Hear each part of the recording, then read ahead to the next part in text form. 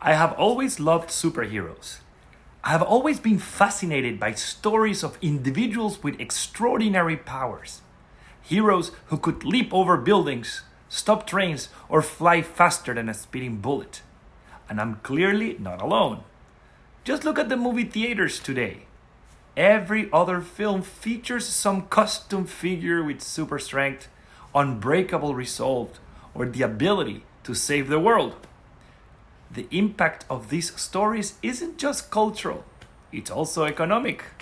The superhero genre has become a financial powerhouse, with the Marvel Cinematic Universe alone grossing over $29.5 billion worldwide. In the US, superhero movies generate approximately $1.3 billion annually at the domestic box office, not to mention the merchandising. This immense popularity underscores our collective fascination with tales of extraordinary strength and heroism. What's more, as you probably know, many of the most iconic superheroes, Superman, Batman, Spider-Man, the X-Men, they were all created by Jewish writers and artists. Figures like Jerry Siegel, Joe Shuster, Jack Kirby, and Stan Lee. Imagine these extraordinary beings at a time when Jews felt powerless in the face of war, anti-Semitism, and marginalization. These heroes gave shape to our collective yearning for justice, for courage, and identity. And even today, the legacy continues. The next Superman, recently cast for an upcoming film next month, comes from a prominent New Orleans Jewish family. In many ways, these characters are modern midrash, new stories exploring timeless questions about what it means to be strong and good in a complicated world. We are captivated by strength, we admire it, we celebrate it, and we often equate it with greatness. But the story of Samson, which begins in the Haftarah for Parashah Nasso in the book of Judges, chapter 13, complicates that picture.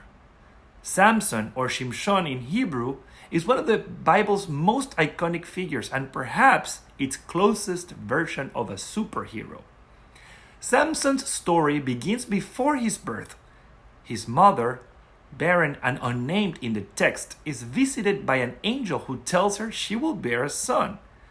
This child is to be a Nazarite from the womb, dedicated to God, avoiding wine and impurity, and never cutting his hair. The angel promises that this child will begin to save Israel from the hand of the Philistines. True to the prophecy, Samson is born and grows strong. His superhuman strength is legendary. He tears a lion apart with his bare hands. He slays 1,000 Philistines with the jawbone of a donkey, and he carries the gates of a city on his shoulders. But this strength is not his own. It comes from the Spirit of God that rests upon him. His uncut hair is the outward sign of his Nazarite vow, and it is the source of his physical power. Yet, for all his strength, Samson's downfall is not caused by superior armies or overwhelming odds. His greatest enemies are his own desires, impulses, and the inability to restrain himself. He is drawn to forbidden relationships. He acts impulsively in anger and lacks the emotional maturity to reflect before acting. His love for Delilah, a Philistine woman, becomes the path to his undoing. Delilah repeatedly presses him to reveal the secret of his strength, and despite knowing her motives, Samson eventually gives in. She cuts his hair while he sleeps, and his strength leaves him. He's captured, blinded, and imprisoned by the Philistines. This is where the story could end, a tragic tale of wasted potential. But Samson's final act is one of redemption. As he stands between the pillars of a Philistine temple, surrounded by his enemies, he prays to God one last time for strength. God grants his request, and Samson brings down the building, killing himself and thousands of Philistines in a final act of resistance. But what can we learn from Samson? On the surface, his story seems to glorify physical might, but a deeper reading reveals something much more nuanced. Samson is a cautionary tale about the limits of brute strength and the necessity of inner discipline. He had every advantage: a divine mission, physical power, and a sacred identity, but lacked one thing that could have made him a truly great leader: self-control. In today's world, we are often tempted to equate strength with power, dominance, or success. But the story of Samson invites us to consider a different kind of strength: the strength to hold back, to resist temptation, to think before acting. Restraint, patience, and humility may not make headlines, but they are the foundations of moral and spiritual courage.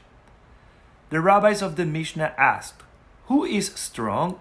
Eizehu Gibor?" And they answered, "Hakovesh et Yitzro," one who conquers their own impulse. Samson could conquer lions, but not his own heart.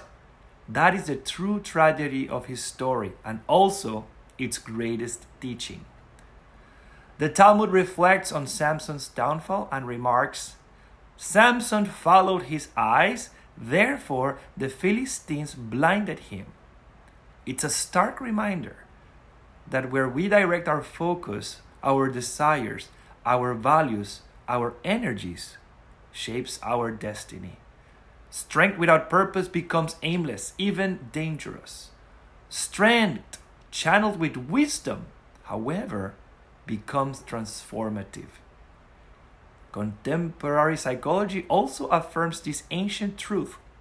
Studies show that emotional intelligence, the ability to manage our emotions, delay gratification, and regulate behavior, is more predictive of success and well-being than raw intelligence or force. In other words, restraint is not weakness, it's wisdom in motion. It's knowing when not to act, when not to speak, when to wait, and when to let go. Jewish tradition offers many models of this quiet strength. Joseph, for example, when tempted by Potiphar's wife, flees rather than give in to his desires. King David, when faced with the opportunity to kill King Saul, spares his life out of moral restraint. These are not moments of weakness, but of spiritual courage. They show us what it means to be strong in character, not just in body. And in our everyday lives, this kind of strength is needed more than ever. Whether it's holding back from speaking in anger, resisting the urge to retaliate, or choosing to forgive instead of keeping a grudge, these are the acts of true power. In a culture that often rewards the loudest voice and the boldest display, choosing a path of humility and control is countercultural and even holy. True strength is not about what we can lift, break, or conquer. It is about what we can carry within ourselves: faith, wisdom, and the ability to choose the right path even when it is difficult. It is about saying no when everything in us wants to say yes. It is about staying grounded when the world tells us to rise at any cost.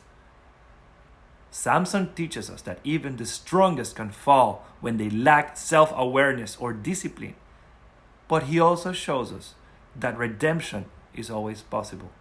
Even in his lowest moment, blinded and shackled, he turns to God and finds the strength to fulfill his calling. May we learn from Samson's life not to idolize power, but to cultivate the quiet, steady strength of restraint. May we be stronger than Samson, not in muscle, but in heart, in mind, and in spirit.